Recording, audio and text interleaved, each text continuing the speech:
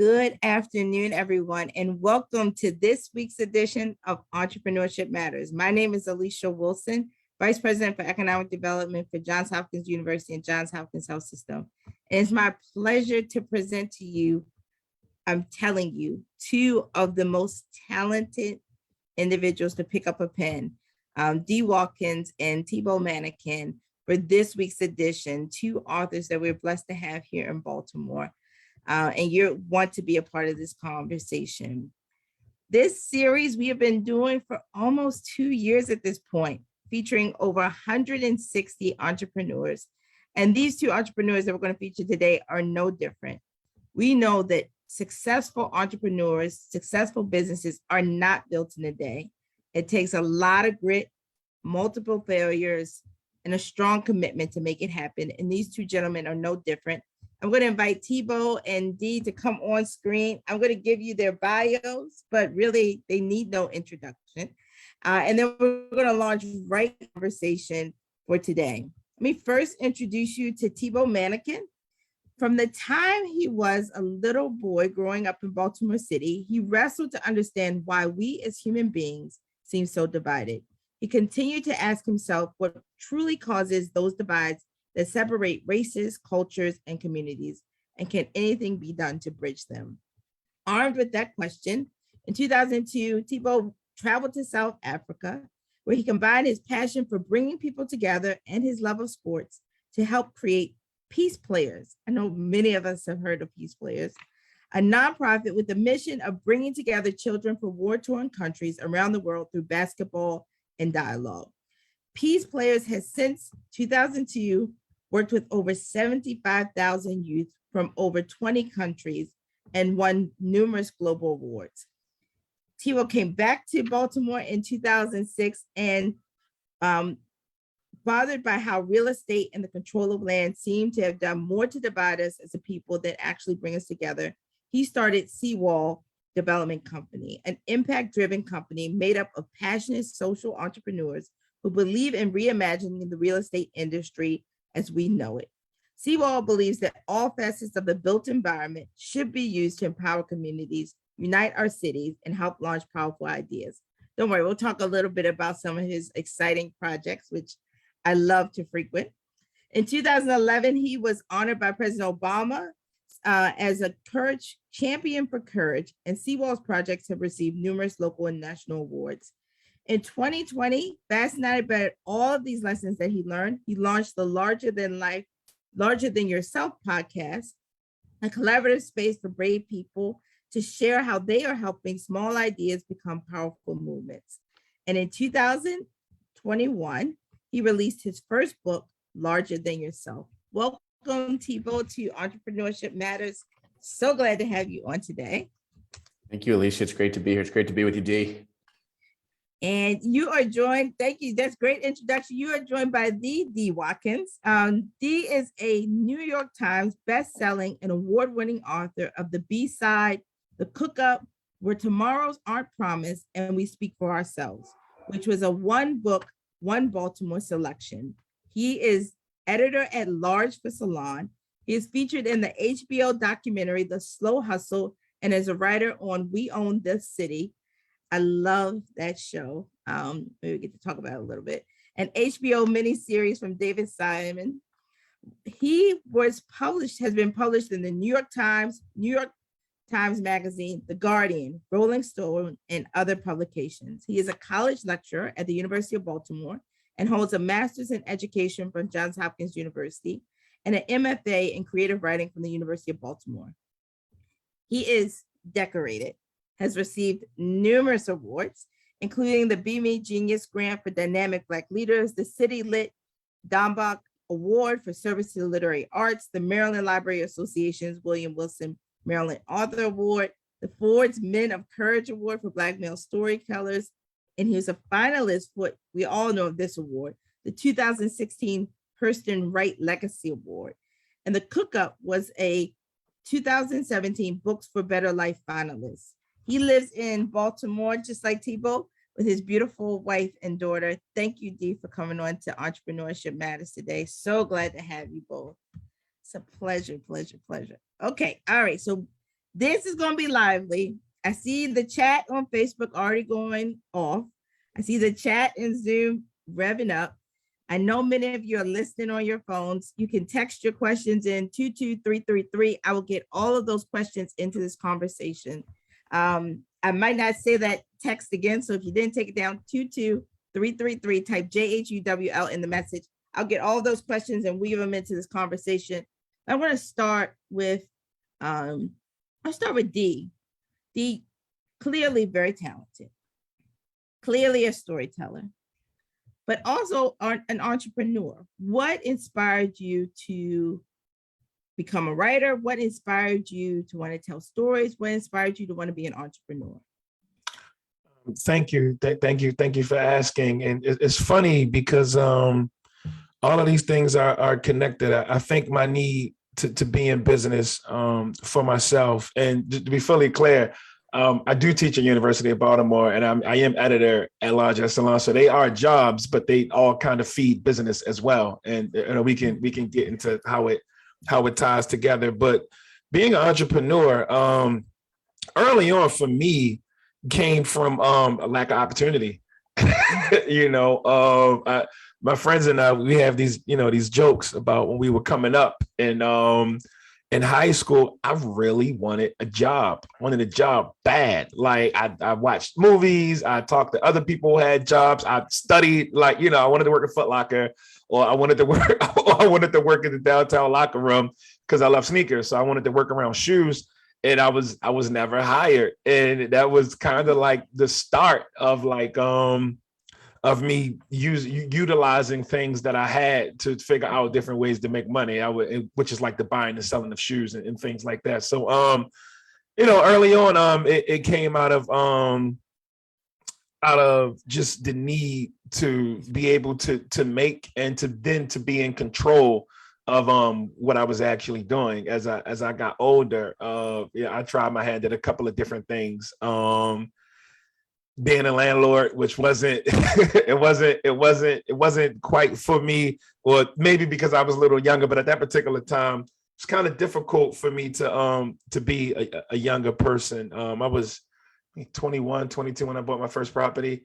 And it was difficult for me to live life as a younger person and be in control of some of the problems that come with trying to run a property with two different conflicting families living in it. And we could get into that too. But I think the writing just allowed me to be the actual product. So instead of me having a product or being in control of like a space, I can use my brain and my thoughts as the product, and I can kind of sell that. I love what you just said, because I actually was talking with a young person yesterday, and I said, what do you want to do in the next phase of your life? And they said, be a storyteller. And I know she's watching. And so to your point, you talked about wanting a job, but storytelling, using, as you said, your brains and your thoughts to fuel a business is something that so many young people I know have a huge story, and I know just heard you, and that just spoke a word over them. Thibault, how about you? What inspired you? Peace Plays, I would have stayed in Africa. I mean, I got to, it sounds like a dream. All right, so what inspired you to be an entrepreneur? Yeah, so look, I think a couple things, and Dee and I have talked a lot about this, right? We actually come from very different angles on it, right? I came from kind of like an upper middle class bubble, and I carried a real chip on my shoulder as a result of that, right? There was this expectation that I could do the bare minimum and get by, and that drove me crazy, right? So from like a really young age, I wanted to separate myself from that narrative, prove to the world with that chip on my shoulder, but certainly prove to myself that like I had the grit and the ability to do anything completely on my own. Mm-hmm. And I just started pushing hard on that. Like I would like sell things on the side. I was the guy selling the blow pops in school out of my locker. I was the guy in the summertime that like, instead of going to camps, I organized and hustled my own camps for kids where they get dropped off at my house, and I'd completely unqualified to hold 20 little like 6-year-olds and teach them soccer and lacrosse and pump them with sugar to keep them going throughout the day. But like I was never going to sit around and let somebody else and wait for somebody else to help me move the needle. The other thing is that, like, I learned from a really young age that we really have two choices in life, right? We can sit on the sidelines and hope that someone else is going to do the heavy lift, or we can understand that it will only move forward if it's us really pushing it forward. And to be honest with you, I have zero patience, right? Like, look, you guys know me. I'm a chill dude. I'm like very, like, I can appear patient, but like underneath the surface, like if we're in and we're moving things forward, right? Yeah. And that lack of patience for someone else to actually move the needle, I think kind of propelled me into this entrepreneurial journey that I haven't looked back on since I was 10 years old, hustling blow pops in school. You know what? Everyone that comes on talks about like the candy they sold in the locker, the honey buns they sold out of their backpack, the like jewelry they sold from the wrist. We had young, all sorts of people, and that hustle mentality, I think, helps people to see, like, even in the young people we're working with, that the evidence that they're going to be the next D, the next Thibault in their work. I've got this moral dilemma, and D, you're going to have this one day too. My kids came back and they're like, Dad, we're ready to start slinging candy in school. And like, so for me, it's like a real proud moment. As a dad, let's go. My mom's like, my wife's like, you can't do that. You're selling poison, And it was this like beautiful conversation, because they're right. Like, you don't want kids eating the amount of sugar that we did growing up. And so we haven't landed as a family where we stand on moving sugar in schools yet. I pray my daughter doesn't want to be a writer. I don't worry in this industry. My wife does a lot of communications work, so she's writing all of the time. I'm writing all of the time. I don't know if we need another one. So let me ask this. So how did you? So you clearly recognize you have a talent, right? You recognize that talent has a place, that people will buy into that talent. How do you take that and make it into a business? How do you go then and formalize it into a business? There's somebody watching that is saying, you know what, I think that's my journey. How did you do it? Take us through like the steps you went through, D. You realized real estate wasn't your thing. The house with the two families, not your thing, but you realize your brain and your thoughts are. So how do you create this? It's funny. We have a property now that's occupied that, like, I haven't collected. I could be better, but we're nice people. But so for me, it's funny because I feel like that entrepreneurial spirit it's in me, because when I first fell in love with language and I fell in love with words, and I wasn't a kid. I was well into my 20s, almost 30, when a nurse gave me a book, and that book redirected the whole trajectory of my life. One book. I wasn't a reader. You gotta give the title. Yeah. So the book is called The Coldest Winter Ever, and it's by Sister Soldier. And the storytelling was good. It's a page turner, but it wasn't necessarily the storytelling. It was the idea that you can write a book about a life that I know. The story's about a drug family. I grew up in a drug family, and I didn't know you can actually put that in a book. And once something is in a book, it's definitive. It becomes worthy to be studied and shared and talked about and a part of the conversation. And I didn't know that a person like myself could be represented in literature and a part of the conversation. So after she gave me that book, I started reading other titles by Sister Soldier. And then from there, I started, trying to do some research on, well, who inspired Sister Soldier? Okay, bet Sonia Sanchez and Angela Davidson. Oh, okay. At that time, they referenced James Baldwin. And then I stumbled across the glorious Toni Morrison and fell in love with Sula and like the bluest eyes, and wondering how can a human being craft sentences like that? So quickly from that one book, it snowballed to me connecting to all of these other pieces of literature. Before you know it, I'm like reading On the Road and Naked Lunch, or I'm sitting on Ashland Avenue reading The Idiot by Fyodor Dostoevsky. Wow. I'm just totally locked in. And in that process, I told myself, I said, I was reading a lot of articles too from the Sun and City Paper, and I said, wow, a lot of these people, they have the luxury of writing about Baltimore and people from my neighborhood, but they never come here, and the language is off and the storytelling is off, and they just don't get it. And I'm not trying to tell them how to do their jobs, because something I learned, and that also during that time, was the best form of critique is creation, right? So I thought I can do it too. So when I started out, I wanted to go back to college. I wanted to finish. Then I wanted to get an MFA, which was a terminal degree. And I wanted to be a teacher, and I wanted to publish a memoir. And in that process of accomplishing those goals, I got the MFA. But before I got the MFA, I had 2 book deals, and people were starting to pay me to speak. So then the business side starts clicking, and it's like, whoa, wait a second. Somebody is willing to actually spend their hard-earned money on what you have to say. And I didn't know of this whole market. I've been to a couple of panels and a couple of events by that time, but it's the same thing. I feel like something's missing from the conversation. I feel like you are speaking for people who you have no proximity to. I feel like these ideas need to be elevated. I think we can go deeper. I think we can touch on different things, and I think we can have more meaningful experiences.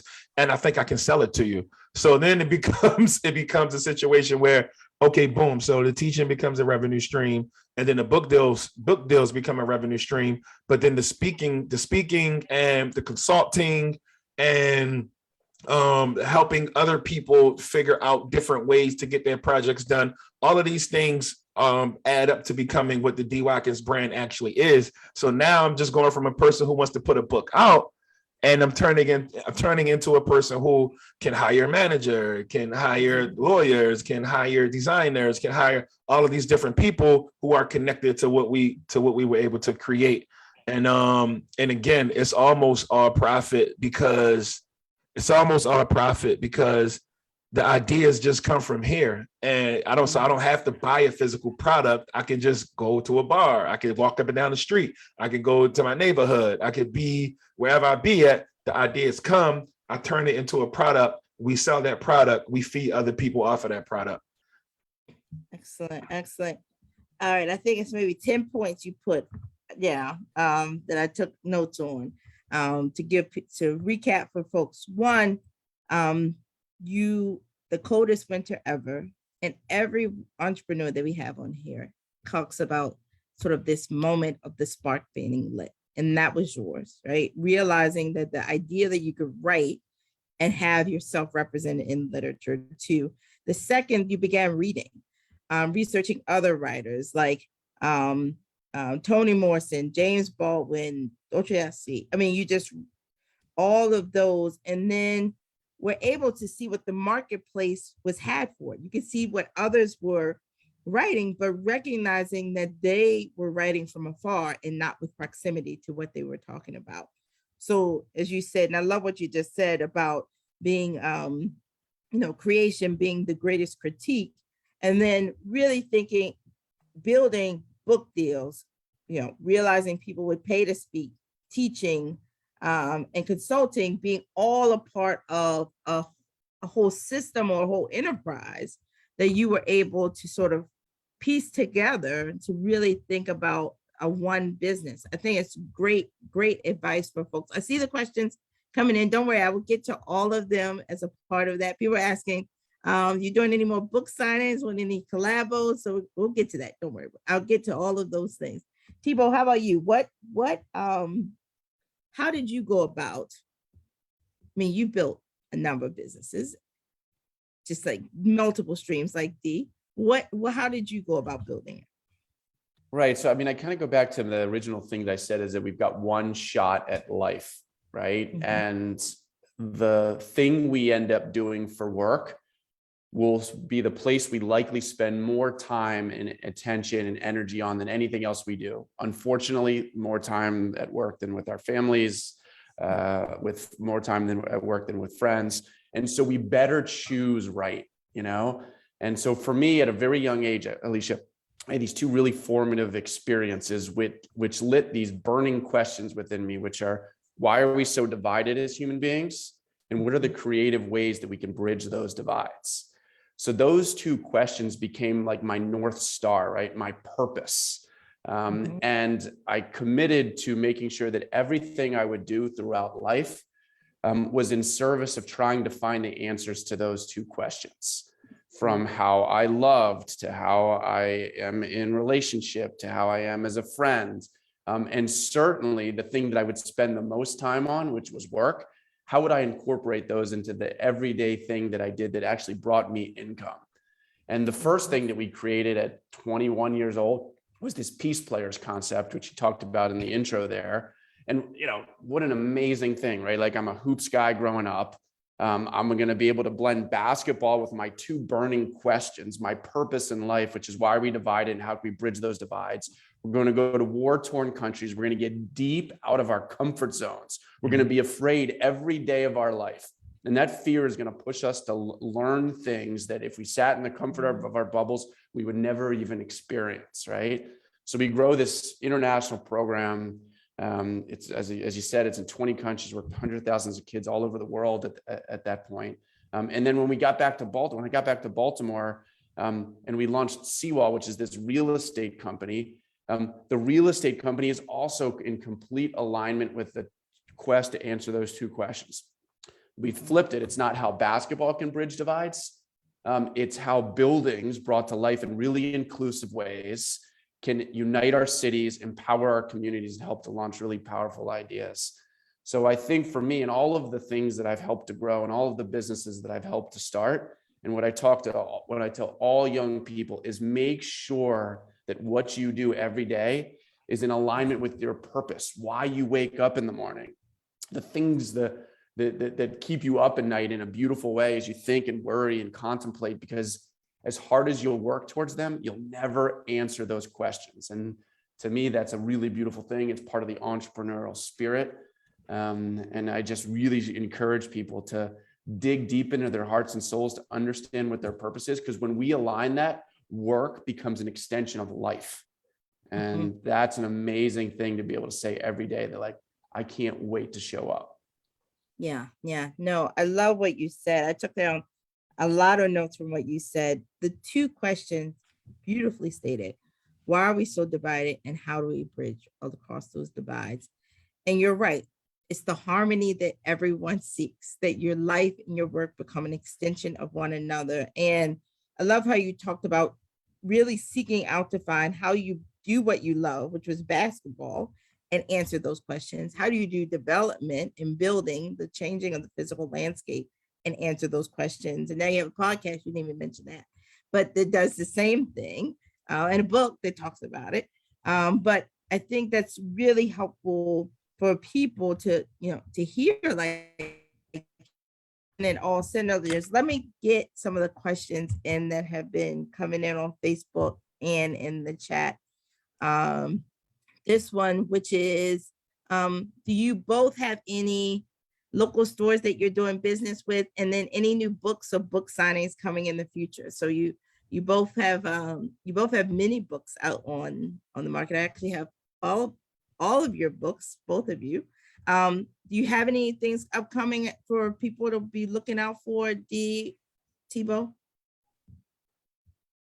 You want to go first? Yeah. Yeah, sure. So look, D is an author. Okay. So I'm just a passionate storyteller that came out with my first book. So he's got a lot of new books and a lot of new material coming out. Part of the question was around partnerships with local small businesses, I think. And look, that is why we exist as a real estate company.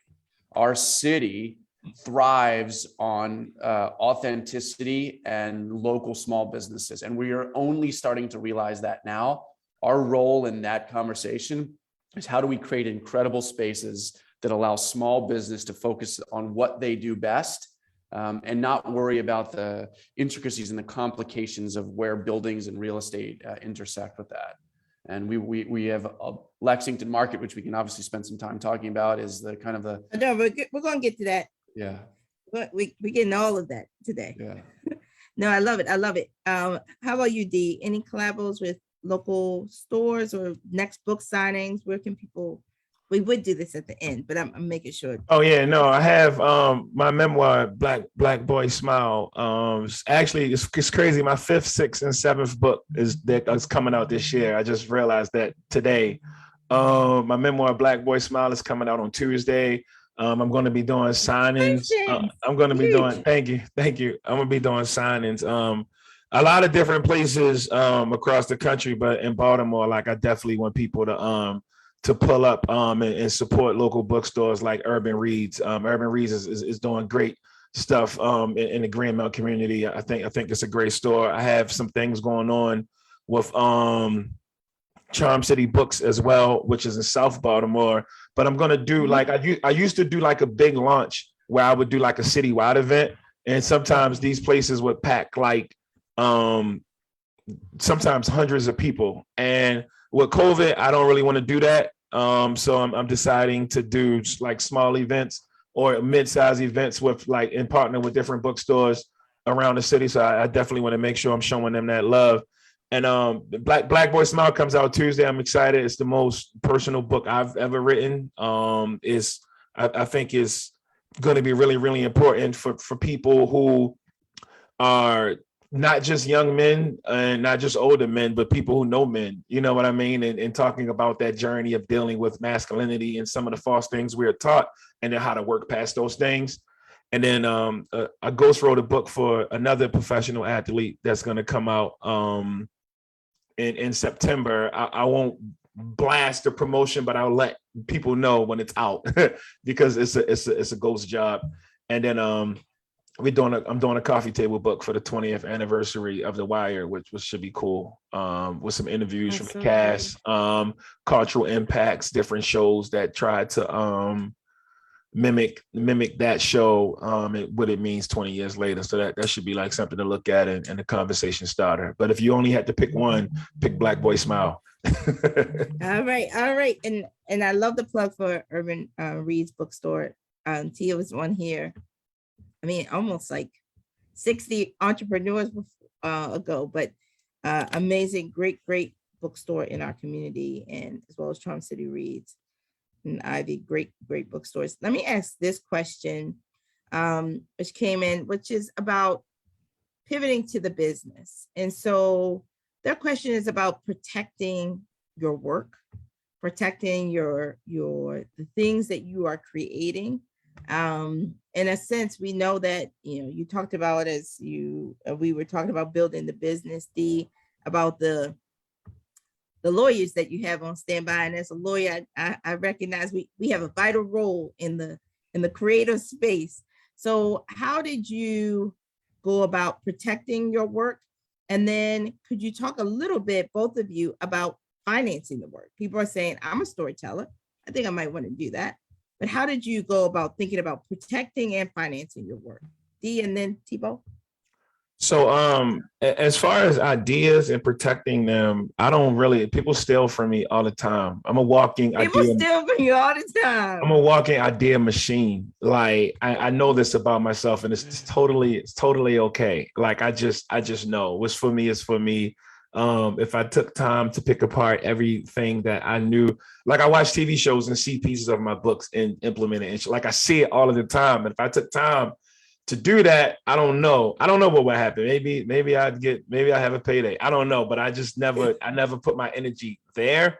As far as protecting or like, the books and all, I've been through the publishing industry, and that's kind of becomes their job.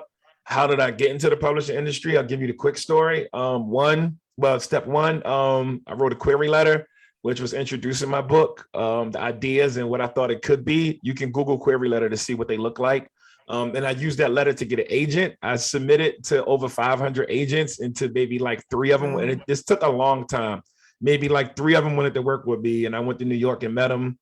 And I found one, and she signed me. After she signed me, it took her like another 3 or 4 years to sign my first book. One email actually said, "Oh, this kid can write, but he's in East Baltimore writing a book about being from East Baltimore. He'll get killed before his pub date." Ha ha ha ha. LOL. I've been at this for a minute, and before everybody was woke, I was in this when it was like no, actually those black people don't matter. I've been at this for a minute, right? So Yep. after I signed with that agent, it still took her like another 3 years to actually sell the book, and we still didn't really get a good deal. However, I didn't quit. I kept working, working hard to become a better writer, a better person, a better thinker, more optimistic. And through that process, I was able to put out these other books. And these books and a lot of their ideas are protected. They're protected by the publishing company and their stake in the book. If you self-publish a book, then you might have a heavier lift in protecting the content and what that means. If that's the route you choose to go, but I don't know that route because I can't speak on that route because I went the other way. Yeah. No, great nuggets and advice. And you're right. The lawyers will keep you busy if you all of the ideas that you have that are out there in the marketplace. Thibault, how about you? How did you protect your brand? Think about financing and publishing. Yeah, so I'm a little bit like D, right? And so I believe that all ideas have always existed. They've been kind of sitting on the tip of the universe's tongue, waiting to be brought to life. And while it's an honor to help bring an idea to life, a book to life, a story to life, a project to life, the more we hold on to that idea as our own, the more we stunt that idea's growth, right? So we've been doing some international and national and very locally unique projects for a long time. And our kind of purpose in this whole thing is to be very transparent and say that we are an open book. Like one of the big projects that we've done is creating housing for teachers. And discounted apartments for teachers and collaborative office space for nonprofits. Every city in the world should have a project that rolls out the red carpet for the people doing the most important work in our cities. And who are we to try to claim that idea as our own and try to secretly control it so that nobody else can do it? The biggest compliment, D, and you know this, is when someone steals your idea. Or borrows it or incorporates it into their work. And for us as these social entrepreneurs, that we get even more pride out of that in this concept of, just forever sharing ideas because we really believe in them. And the more these ideas are replicated and implemented in other places, the more we move the needle on these complicated conversations that we need to have as society. So for us, it hasn't been around protecting the work. It's been around how transparently can we get the work out so others can pick it up, make it better, and run it and carry it further than we would have been able to do it on our own. Absolutely. Oh no. And that leads me to a part, because it feels like from hearing both of you talk that your work is an extension of your life and your life is an extension of your work. And so this question came in from someone texting in, which is, how do you manage your time, energy, and boundaries when that is the case? How are you, someone's watching, I'm guessing, saying, that's how I want to live my life. That's how I'm living my life. But where is their time? Where are the boundaries? So how do you fit that in? D or D, Thibault? I'm what you, I'm like a first generation American. Yes, my parents are from Baltimore. Their parents are from New York and Baltimore. I don't know where their parents are from, but yeah. When I say I'm a first generation American, out of all of these different, these different groups of people, I'm the first one to finish college, the first one to own real estate, the first one to travel to all of these different places, the first one to eat avocado toast, all of these things. Yeah, avocado toast. My mama won't even eat it. She's like, I don't know what it is. You're right. I'm the first. So being the first person to do these things, it means that I'm not just making it for myself. I'm making it for a larger group of people. So if you write me a check for $200,000, it's not going in my pocket. It's going to be bust down amongst a group of people who need that help and that love and those resources. And when you have that kind of responsibility, two things you want to do. One, you want to set it up so the next generation doesn't have to divide their income like that.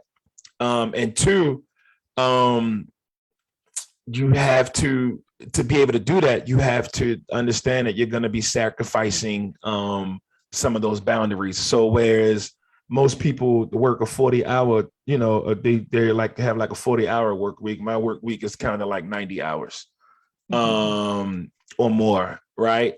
Because I do teach and I do edit at the magazine, and I'm always writing a book, and I'm writing television now, and I'm producing television now, and I'm producing documentaries now, and I'm still traveling as a speaker.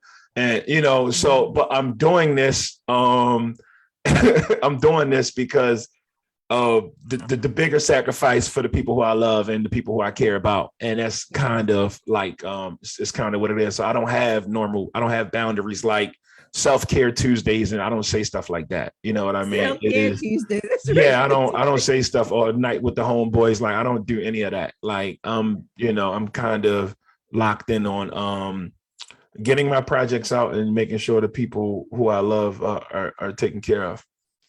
Yeah. Yeah, no, I just think you just said a really important point. And sometimes when we look at, to your point, first generation, people behind the wall don't know. You might say somebody's making 300,000. You know how many families are living off that one paycheck? A lot of people that that person loves are part of that growth. So they move differently. They just work differently, to your point. And so the boundaries are different when you have that heaviness about you. How about you, Thibault? How do you manage your time, energy? You get 25 hours out of the day, like 26, something like that. Yeah, I do want to shout out D, because it's one of the really important lessons that he's taught me along the way. And when him and I did the Larger Than Yourself podcast interview, he didn't know this, but we titled it "My Brother's Keeper." D exists to bring people along and lift them up, and it is incredible the amount of people that D is a champion for.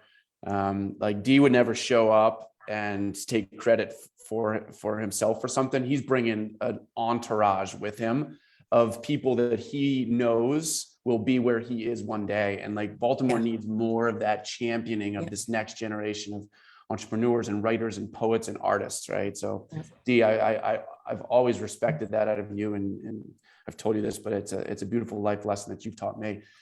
I'm a little bit more nuts and bolts about it. I have to get so much time out of the day. So I wake up at 4 a.m. And I have like about 3 hours to do my own thing, right? Whether that's like my like breath work practice, whether it's going to the gym, whether it's responding to emails, because my family starts to come to life at about 7 a.m. And then like my time with them and for the morning for breakfast before they go to school, even though it's only an hour, is precious, right? I believe it. It sets the tone for the rest of the day for me, right? And then I'm in work, and it's nonstop meetings, and it feels like it never ends. And as like my kids have gotten older, and as I've gotten older, like the priorities have shifted a lot. I say no to a lot of like public things in the evenings these days. By like 6 o'clock, there's nothing I want to be doing more than like on the sidelines coaching one of my kids' sports games, or like just like home and like a family meal. That desire to be out in the public eye has almost completely gone away, and I love it, and I get to do so much of it during the day. So the early mornings, my time, middle of the day or throughout the workday is the time for everybody that I'm blessed to work with, and then evenings is family. Yeah. No, I think that's right. And don't worry, that will pay off. I remember every day my dad took me to school because he was working and selling televisions and child and World Books encyclopedias during the day. But you're right. That's an important point, important thing. Let me ask you both this, and I want to get to both of your other projects before we've gotten a lot of questions in. I'm not going to get to all of them. I'm going to try.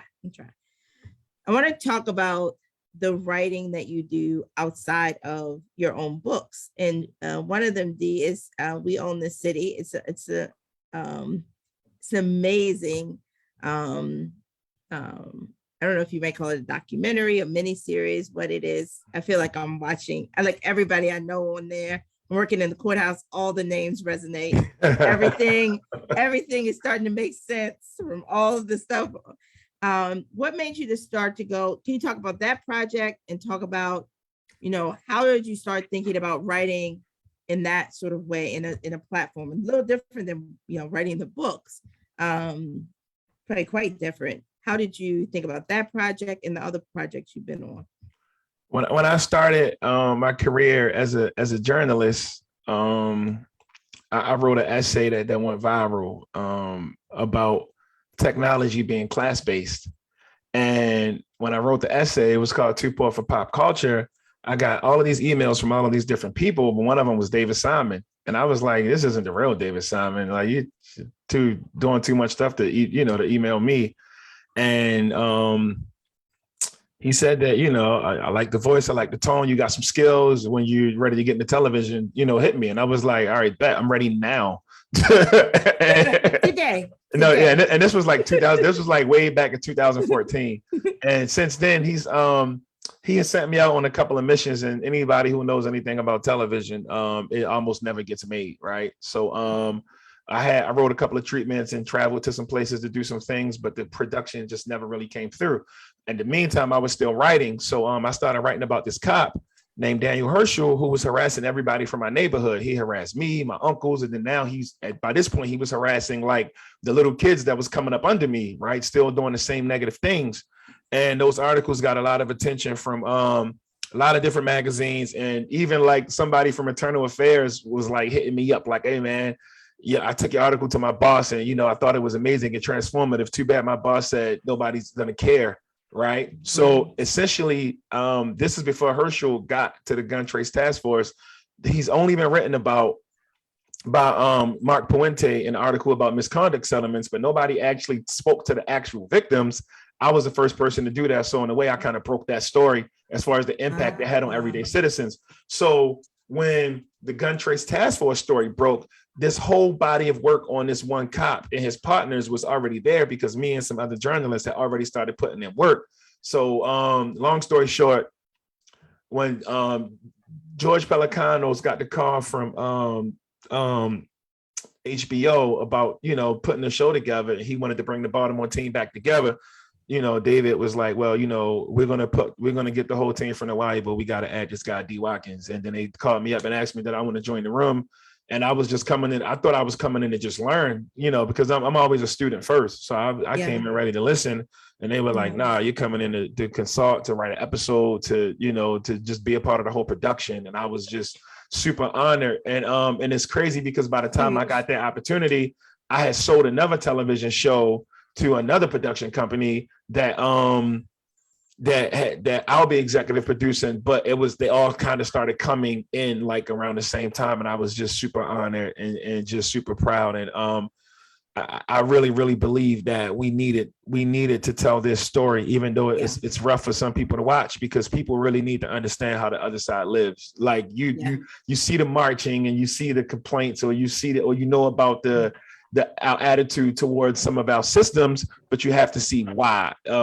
This project was created from my perspective anyway, for people who feel like they don't have a stake in society because society is not doing its job. And when you feel like you don't have a stake in society, you're more apt to be reckless and run wild, because what are you going to inherit or gain anyway? So that's why we put it. And I'm thankful I got a chance to be a part of it. Oh, huge. And you say it with such humility. Every part I probably was smiling the whole time. I don't even look at myself on here. I'm like looking at people I'm interviewing.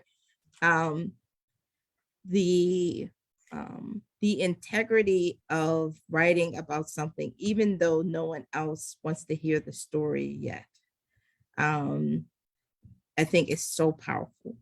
And I sat on a commission that looked through everything about the Gun Trace Task Force from beginning to end. And thankfully, somebody was writing what was happening during those times, because people had wanted to rewrite the history, act like it didn't happen, act like things weren't happening. They were just so horrible and unconscionable. So beautifully done. Really excited for you. best days are ahead of you. You can already see it. So honored to get to interview you today. Thibault, how about you? How did you, Lexington Market, iconic. Our House, iconic. So many other projects, iconic, that you work on. And I remember when the award was made to you to do Lexington Market, I'm not kidding. My mother was like, "That's that guy that you say is really good guy, right?" And I was like, my mother is like the truth teller. She will tell you.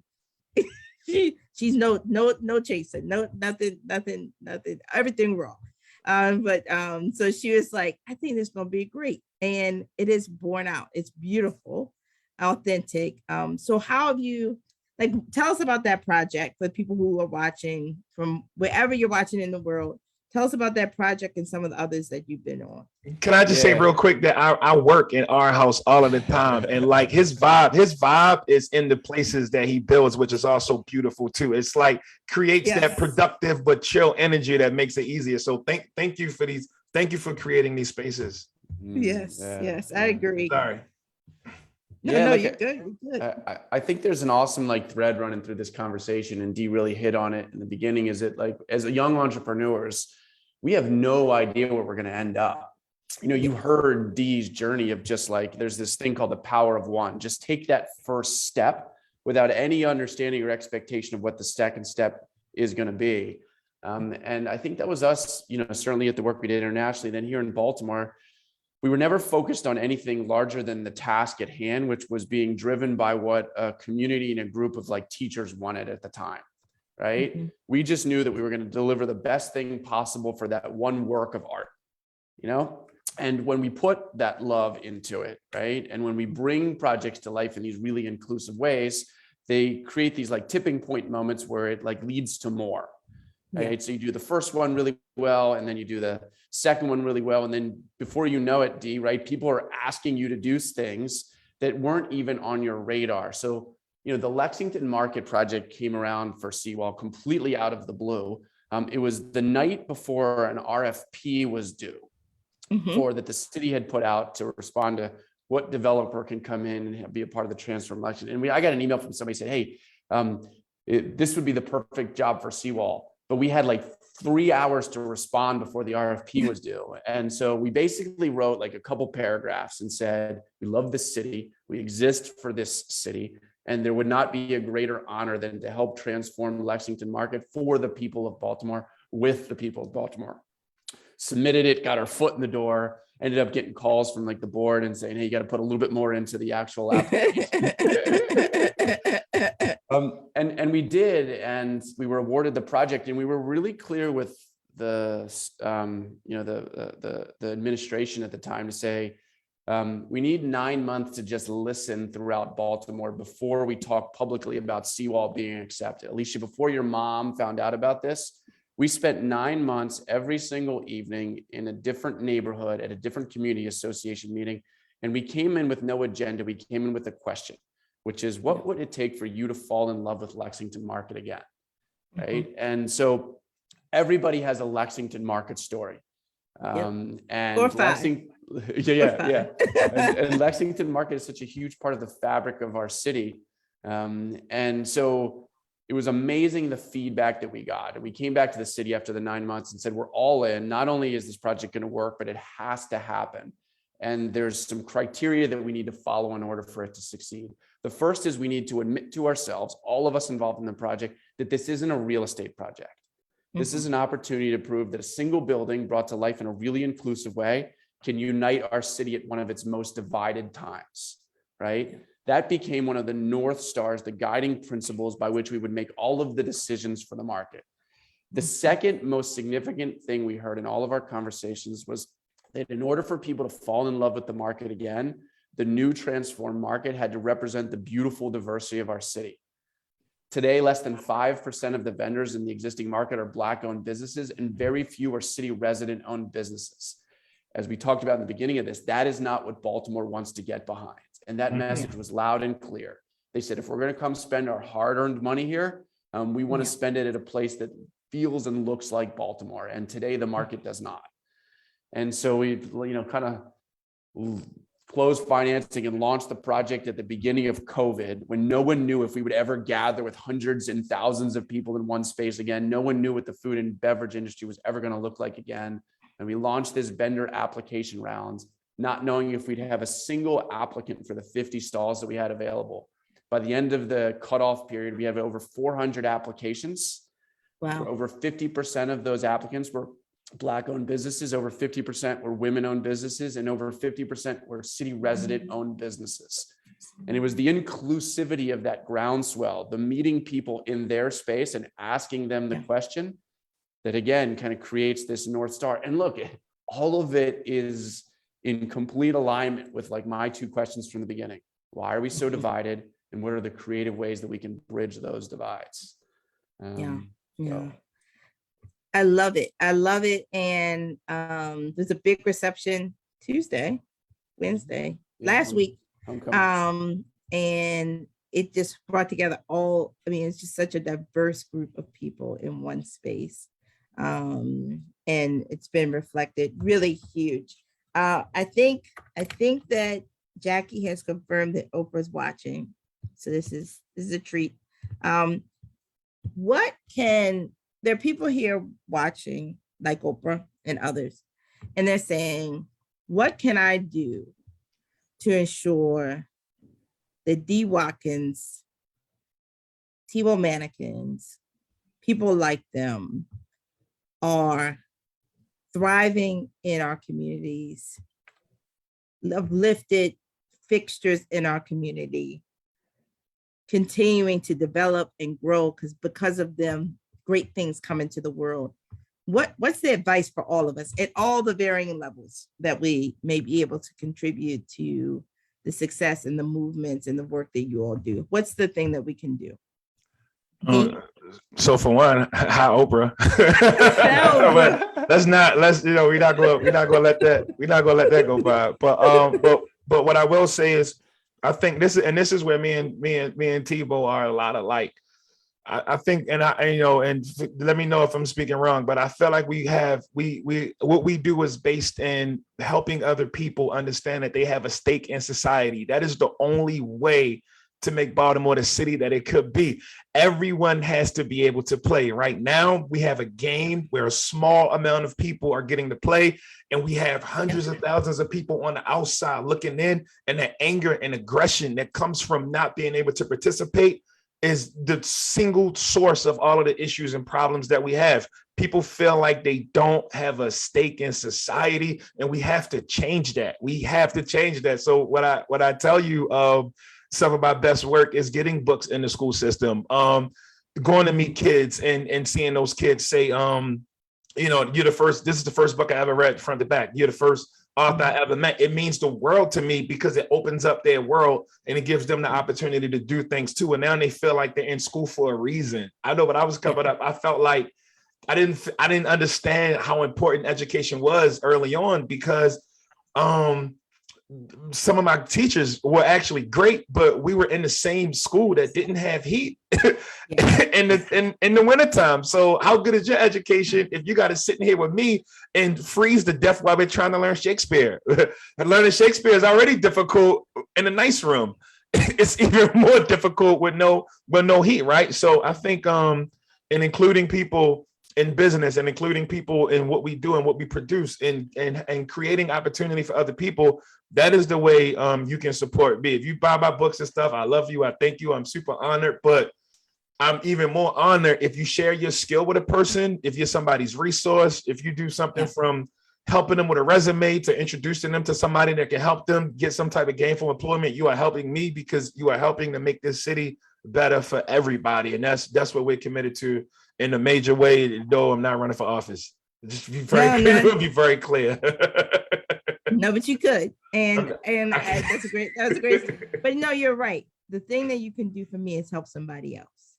That's basically make sure that the brilliance and the talent that's in our community is thriving. I love how you just put that, and that's so true. And as well as buying your book, that's also a given. So Thibault, how about you? What do you think?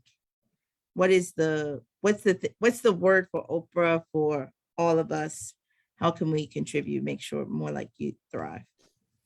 Yeah, look, I think for me, it's like we all have to check ourselves, like Baltimore is the city of bubbles, right? Mhm. Like we're incapable of admitting that. And these bubbles are one of our like largest problems, right? We get so comfortable within them.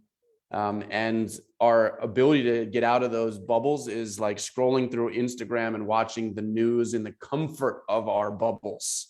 And like nothing good will come from that, right? And so I think that it just goes back to what I said in the beginning. We can't sit on the sidelines and watch D. Watkins do the heavy lifting, and Wes Moore do the heavy lifting, and Alicia Wilson do the heavy lifting.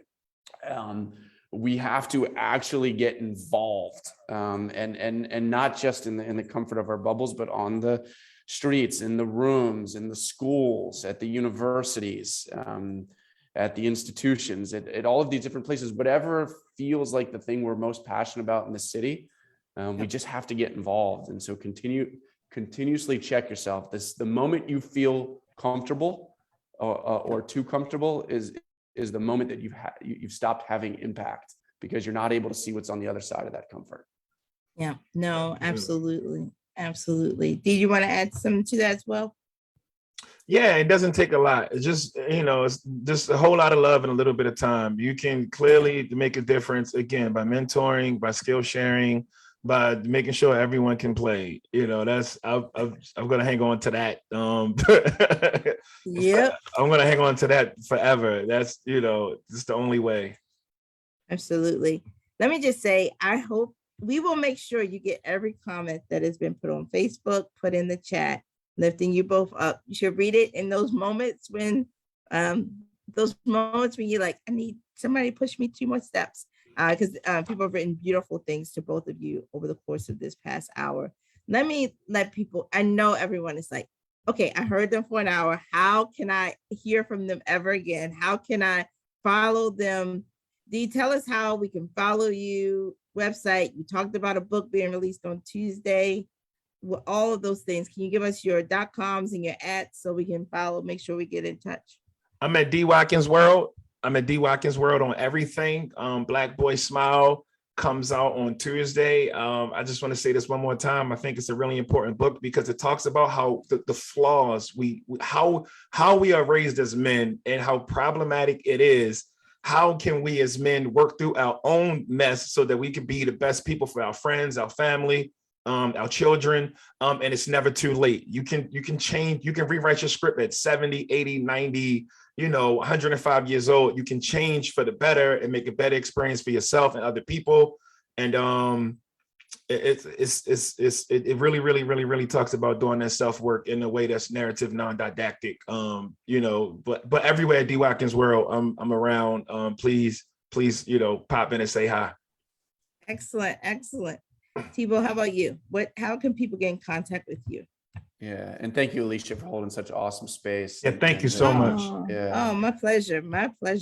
Yeah, you are a Baltimore superhero. I'm at ThibaultManekin.com, and then on all the kind of social media channels, Thibault Manekin, you'll find me there. Excellent. Let me get this one question in. I still have a minute. They won't cut me off right now. What is your greatest accomplishment, both of you? Dee, it just brings me so much pride as an East Baltimore girl who still lives in that on those streets, still lives in that same name. It just brought me so much pride to hear you talk about our community. And Thibault, Baltimore guy, what's your greatest accomplishment? I know what I'm proud of you for, but what is your greatest accomplishment? My wife calling me a great husband and a great father. Hey, and like it just lets me know that all the work I put in and I'm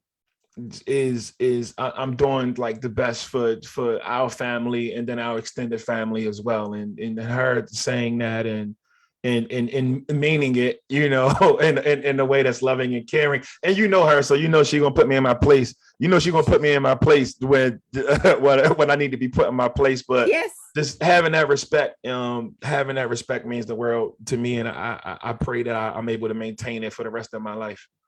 Yes, beautiful soul. is your Yeah. wife. And that is a huge accomplishment. And something, I mean, I know how great a guy you are because your wife tells me so. And so that is a huge, she's a great ambassador for the family. Thibault, how about you? What's your next? Yeah, I'm the same exact thing, right? We wake up for our amazing wives, and for our kids. Without that, we have nothing. And I don't think that D and I or you, Alicia, are gonna move the needle as much as our kids will move the needle. And so, you know, they're our greatest work of art. And it's amazing, right? Before having kids, I was like, what an honor to be able to shape the life of a little person. What I really realized is that these kids shape us way more than we'll ever shape them. Absolutely. Yes. Absolutely. Absolutely. Well, thank you, Dee. Thank you, Thibault. It Thank has you. been an Thank you so honor, a much. blessing. Oh no, this has been a blessing to have you on. Our first author, so this has been a real treat. But both from Baltimore, even better. Everyone, please join us next week for more Entrepreneurship Matters. We have a surprise. We're going to surprise you next week. We have a surprise for you for who's coming on. But follow us on JH Connects on Twitter, Facebook, LinkedIn. Email us feedback, jhconnects@jhu.edu. Thank you to all of our partners, Johns Hopkins University, Johns Hopkins Health System, Bloomberg Philanthropies, Hopkins Local, Goldman Sachs 10,000 Small Business. Thank you, Dee.